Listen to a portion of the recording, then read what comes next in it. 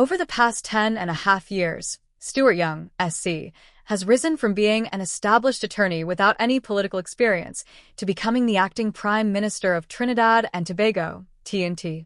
His political journey began in 2014 when he was appointed as a temporary opposition senator. By 2015, he had climbed the political ladder to become a junior minister and then a senior minister in 2018. Young has now reached the significant position of acting prime minister, solidifying his place in TNT's political landscape. There is growing speculation in political circles that Stuart Young is poised to eventually succeed Prime Minister Dr. Keith Rowley as the leader of the People's National Movement, PNM. However, this possibility has sparked mixed reactions within the party. Some senior government and opposition members agree that while Young is an effective and competent minister, his ability to connect with the public is questioned. One government source described Young as an asset to the party, but noted that he lacks the empathetic connection with the grassroots needed to become an effective political leader. The same source doubted whether Young could inspire the nation as prime minister. On the other hand, another senior government official lauded Young for his intelligence, integrity, and patriotism, stating that he would make a good leader because of his commitment to the country. Within the PNM, the discussion of Young's leadership potential has intensified, especially following his appointment as acting prime minister. Some party insiders believe that this move may be an effort to phase out Finance Minister Coleman Burt, who had frequently served as acting prime minister in the past. Burt has been described by party members as uninspiring, with a reputation for being condescending, particularly in his interactions with journalists. Young, however, has also faced similar criticisms, notably when he responded confrontationally to former Republic Financial Holdings Limited chairman Ronald Harford, after Harford criticized the government's lack of planning in the oil and gas sector. Young rebuked Harford, which led some within the political arena to label him as dismissive, a trait that some feel mirrors Prime Minister Rowley's confrontational style. A senior opposition member echoed this sentiment, describing Young's response to Harford as an example of his dismissive and confrontational approach, while a UNC, United National Congress, member suggested that Young's rise in power was more due to political loyalty than expertise. Despite these criticisms, Young also has his defenders. A PNM member praised him for his respectful and approachable nature, recalling an instance where Young had offered free legal representation in an unfair situation. This act, along with other personal anecdotes, has helped shape Young's reputation as a man of integrity and compassion within certain circles. Ahead of the 2015 general election, Young was selected by the PNM to contest the Port of Spain North/St. Anne's West seat. Following the PNM's victory in the election, Young was appointed as Minister in the Ministry of the Attorney General and Legal Affairs, as well as Minister of State in the Office of the Prime Minister.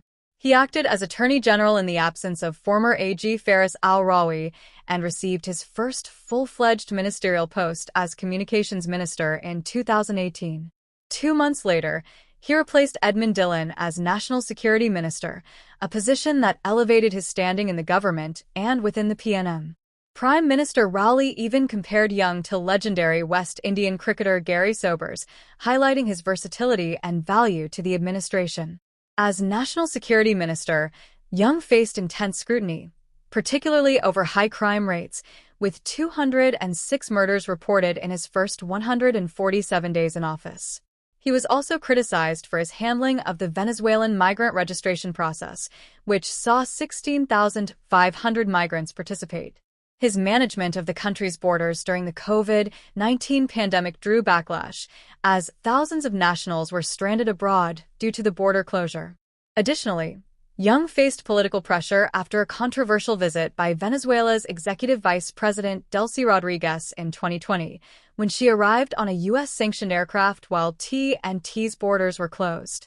The opposition raised concerns about the visit, and the U.S. government expressed its own disapproval.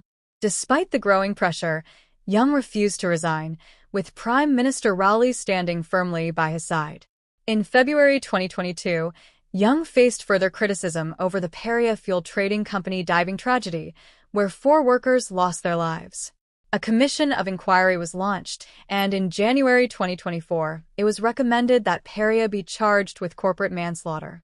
These challenges highlighted the difficult nature of Young's tenure as National Security Minister, with crime statistics from his time in office showing mixed results compared to his predecessors. In April 2021, Young was appointed as Minister of Energy and Energy Industries, where he played a key role in securing major deals. He facilitated an agreement between the TNT government and Shell for the Manatee Project, which is expected to be the largest gas production contract for the country in decades. In December 2023, Young signed a significant agreement with Venezuela to jointly produce and export natural gas from the Dragon gas field. These successes contributed to his rising political profile, culminating in his election as PNM chairman in 2022, followed by his appointment as senior counsel in June 2024. However, one persistent point of criticism surrounding Young has been his frequent cabinet recusals, which have drawn the ire of the opposition. Between 2015 and 2023, Young recused himself 101 times, accounting for 36% of all cabinet recusals during that period. This was largely due to his younger brother's employment with NCB Global Finance.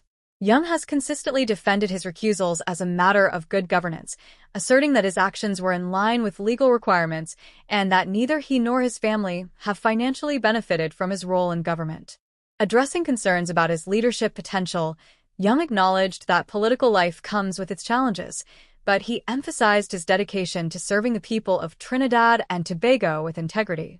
He dismissed claims that he is disconnected from the public, highlighting his advocacy for the less fortunate and his commitment to fighting for the underdog. Despite the political pressures and criticisms, Young expressed gratitude for the opportunities he has been given and affirmed his intent to continue serving the nation without fear, favor, or ill will. Young's journey, from attorney to acting prime minister, is marked by a series of accomplishments, controversies, and challenges. His future in TNT politics remains a subject of debate, but his rise through the ranks and his prominent roles in government signal that he will continue to be a key figure in the country's political landscape for years to come.